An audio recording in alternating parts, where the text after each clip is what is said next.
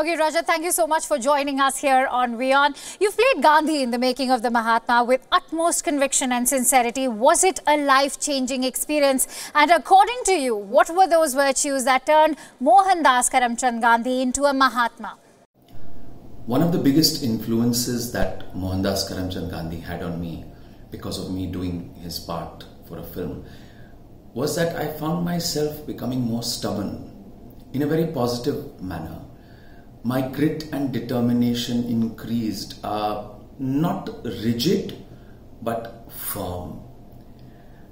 And also the other influence was, I think I found a reassurance in turning to things that were organic. Maybe because of reading his book, that feeling, those thoughts, those perspectives became stronger. As to the second part of your question as to what it is that suddenly made Mohandas a Mahatma, I think his experiences, I think the struggles, the humiliation that he faced in South Africa, somewhere the equality and the self-respect for human life is, I think, what changed him. I must add that the other thing that I strongly now believe is sanitation and health care. You know, I am a cleanliness freak, almost being fanatic, and that's something I found we also share in common.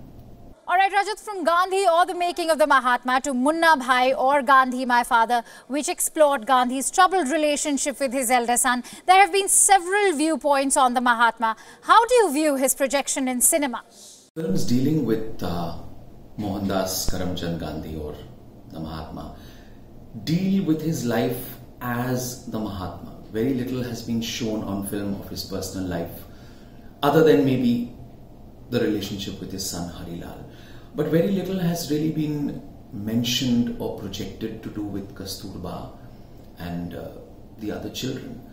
One thing is very clear, that he never differentiated between his own children and those on the settlement. When I say settlement, means Phoenix settlement, etc., where there were so many people working together with him. He never felt that his son should be more privileged than somebody else who's a part of that community living. In the backdrop of global violence, do you think that Gandhi's principles or Gandhigiri is still relevant in the modern world? I think Gandhian principles and Gandhigiri, as we may refer to it now, is still relevant in the modern world with respect to two aspects. One is speaking out the truth, because we seem to be lying about everything. Maybe that's the order of the day. And the second is, human beings are becoming more and more violent in nature. So his teachings of non-violence and non-violent attitudes as peaceful resistance, I think, are even more relevant today than they were before. Rajat, are political parties in India using Gandhian principles? I think very few political parties are today using Gandhian principles.